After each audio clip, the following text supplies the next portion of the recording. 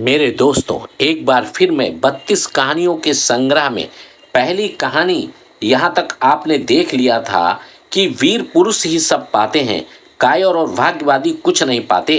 रत्न मंजरी ने इतना कहकर अपना कथन समाप्त किया। राज दरबार में कुछ देर मौन व्याप्त रहा। फिर रत्न मंजरी बोली, अगर तुम इतने गुणी हो तो इस सिंहासन पर बैठ सकते हो, मैं तो चली। इसके बाद दूसरी कहानी का स्टार्ट करते हैं। दूसरी कहानी सुने। दूसरे दिन जैसे ही राजा भोज मंत्रोच्चार के बीच उस सिंहासन पर बैठने को उद्यत हुआ तो एक पुतली उसमें से प्रकट होकर राजा भोज का रास्ता रोकती हुई बोली, सुनो राजा भोज, क्या तुमने विक्रमादित्य के समान शक्ति है? इस बात को न भूलो कि संकट में पड़े मनुष्य की सहायता करना ही मनुष्य का सबसे बड़ा धर्म है। क्या तुम इस प्रकार किसी की आज तक सहायता कर सके हो? अगर हाँ तो तुम जरूर सिंहासन पर बैठने के अधिकारी हो। वैसे मैं तुम्हें बता दूं कि मेरा नाम चित्रलेखा है। अब राजा भोज और तमाम दरबारी आश्चर्य से चित्रलेखा को निहार रहे थे। अब चित्रलेखा बोली, मैं तुमको राजा विक्रमादित्य की एक कथा सुनाती हूँ। मैंने स्वयं इस घटना को घटते देखा है। मैं सिंहासन प्राप्त करने के बाद राजा विक्रमादित्य सुखपूर्वक अपने राजकाज का भली भांत निर्वहन करने लगे। प्रजा के सुख दुख का वह बहुत ख्याल रखते थे। एक दिन वह शिकार खेलने गए। शिकार की खोज में वह एक ऊंचे पहाड़ पर चले गए। वहां उन्होंने एक साधु को तपस्या करते देखा। वह उस साधु को बड़ी श्रद्धा के साथ प्रणाम कर लौटने लगे, क्योंकि कुछ बोलकर उनकी तपस्या में बाधा डालना उन्होंने उचित न समझा था। जैसे ही वह वापस जाने लगे, अचानक उस साधु ने पुकारा, सुनो राजा विक्रमादित्य, ठहरो। राजा विक्रमादित्य रुक गए। तुम्हारी शिष्टता पर हम प्रसन्न हैं। लो, यह फल ग्रहण करो। इसे खाने वाला पुत्र बलवान बनेगा। इसके बाद तेजस्वी यशस्वी पुत्र होगा। राजा ने सहर्ष वह फल ग्रहण कर लिया और उस साधु का आशीर्वाद प्राप्त कर महल की ओर लौट पड़े। अचानक उन्होंने देखा कि एक स्त्री दौड़ी चली आ रही है और कुछ परेशान भी लगती है। तभी वह स्त्री एक कुएं के पास रुक गई। तभी उन्हें आभास हुआ कि वह स्त्री उस कुएं में छलांग लगाने वाली थी। एकाएक विक्रमादित्य ने दौड़कर उसे पकड़ लिया। क्यों मरना चाहती है? उन्होंने उससे पूछा और उसे दूर खींच ले गए। मुझे मर जाने दो, मुझे मर जाने दो। वह स्त्री करुण क्रंदन करती हुई बोली, बात क्या है? आखिर कुछ कहोगी भी? मेरा पति मुझे बुरी तरह मारता पीटता है। उसने मेरा जीना दुश्वार कर दिया है। क्यों, बात क्या है? उन्होंने जानना चाहा। मेरी सभी संतानें लड़कियां हैं। एक भी पुत्र न होने के कारण ही मेरी यह दुर्दशा हो रही है। अच्छा, यह बात है।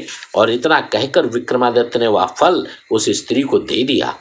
वह स्त्री राजा का धन्यवाद कर अपने गंतव्य को चली गई। अब चमत्कार की बात सुनो भोज। एक दिन राज दरबार में एक ब्राह्मण आया।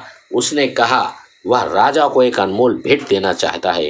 राजा ने उससे एकांत में भेंट की तो अत्यंत श्रद्धापूर्वक अपने राजा को वही फल दिया और पुत्र प्राप्ति का आशीर्वाद देते हुए कहा, आपको एक तेजस्वी यशस्वी पुत्र होगा। इसमें ही हमारा कल्याण है।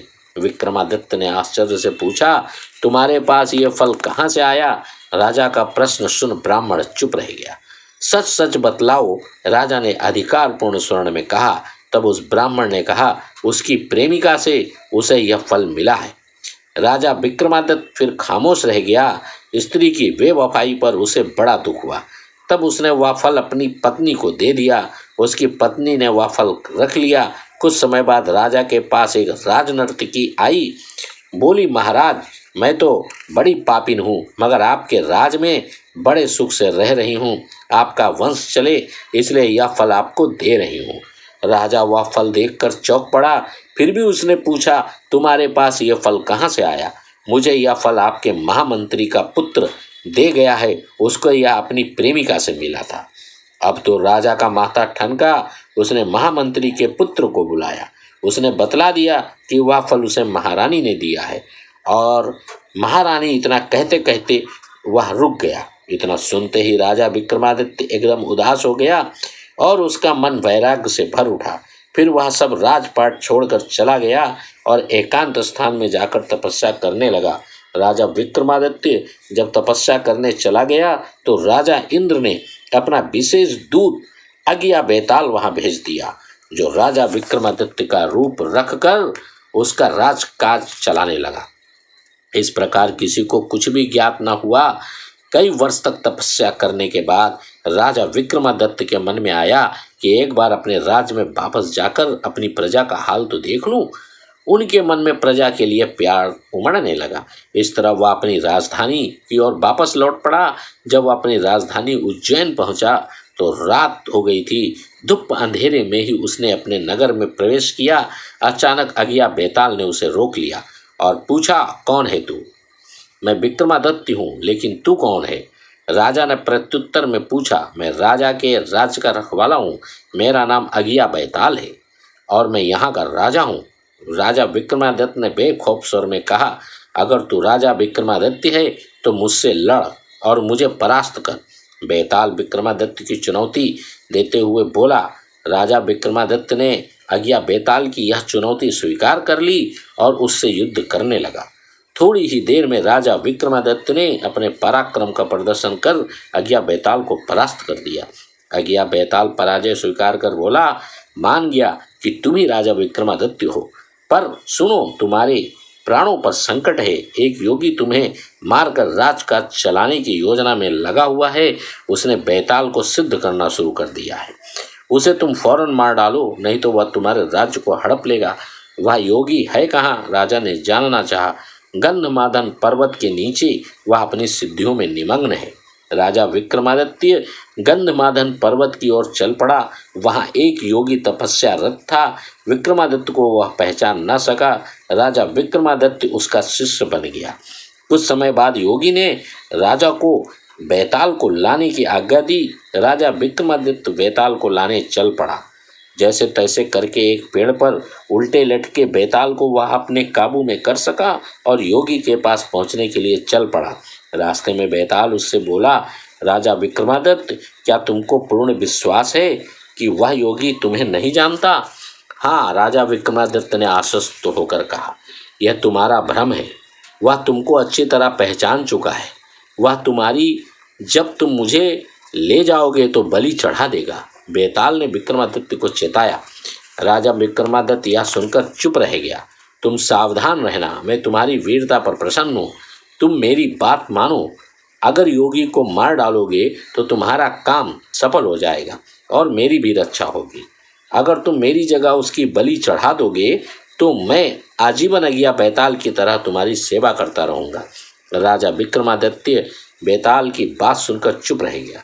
जब वह योगी के पास पहुंचा तो वह बेताल को देखकर खुश हो गया। बोला, शाबाश, इसकी गर्दन फौरन काट डालो। तब राजा विक्रमादित्य ने योगी से कहा, मैं बहुत थक गया हूँ, इसलिए झुक नहीं सकता। तुम स्वयं इसे मार डालो। योगी मान गया। जैसे ही उसने सिर उठाया, राजा विक्रमादित्य ने अपनी तलवार निकालकर उसका सिर कलम कर दिया। बेताल राजा विक्रमादित्य की जय जयकार कर उठा। योगी के हाथों उसकी बलि होने से जान बच गई थी। उसने राजा विक्रमादित्य से कहा, राजन, अब मैं तुम्हारा बराबर साथ दूंगा। तुमने मेरी जान बचाकर मुझ पर बड़ा एहसान किया है। तभी अगिया बेताल वहां आ गया। बोला, राजन, तुम अपना राजकाज संभालो और मुझे आज्ञा दो कि मैं आराम कर लूँ। जब भी तुम मुझे याद किया करोगे मैं तुम्हारी सहायता के लिए उपस्थित हो जाया करूँगा। हे राजा भोज। इस प्रकार अगिया बेताल और बेताल राजा विक्रमादित्य के गोपनीय रक्षक बन गए और उसका साथ निभाने लगे। क्या इस प्रकार के गुण तुम में हैं? क्या तुम राजा विक्रमादित्य के समान दानी और वीर हो? अगर ऐसा है तो तुम इस सिंहासन पर बैठ सकते हो। इतनी बात कहकर दूसरी पुतली चित्रलेखा भी आकाश में विलीन हो गई और राजा भोज और दरबार में बैठे लोग आश्चर्य से यह समूचा दृश्य देखते रह गए। राजा भोज चित्रलेखा को भी किसी बात का उत्तर ना दे सका था। राजा भोज गहरे असमंजस में पड़ गया। वह सोचने लगा, अब क्या करना चाहिए। इस सिंहासन पर बैठने को किस प्रकार मिले। वह उस पर बैठने के लिए बहुत ही अधीर हो रहा था। उसने पंडितों से फिर सलाह मशविरा किया। सबने मिलकर राजा भोज को यही सलाह दी कि आप प्रयत्न करते ही रहिए, शायद अपने अभिष्ट कार्य में सफल हो जाएं। अतएव राजा भोज ने अपना प्रयत्न फिर से प्रारंभ कर दिया। वह फिर उस सिंहासन पर बैठने का कोई उपाय सोचने लगा। मेरे मित्रों, इसी के साथ इस दूसरी कहानी का समापन है और इस कहानी के डिस्क्रिप्शन में पहली कहानी का लिंक डाला हुआ है। आप पहली कहानी पढ़ के दूसरी कहानी कंटिन्यू कर सकते हैं। Thank you dal. वीडियो को लाइक करें, सब्सक्राइब करें, आइकॉन का बेल दाबें और एक प्यारा सा कमेंट छोड़ें। Thank you dal.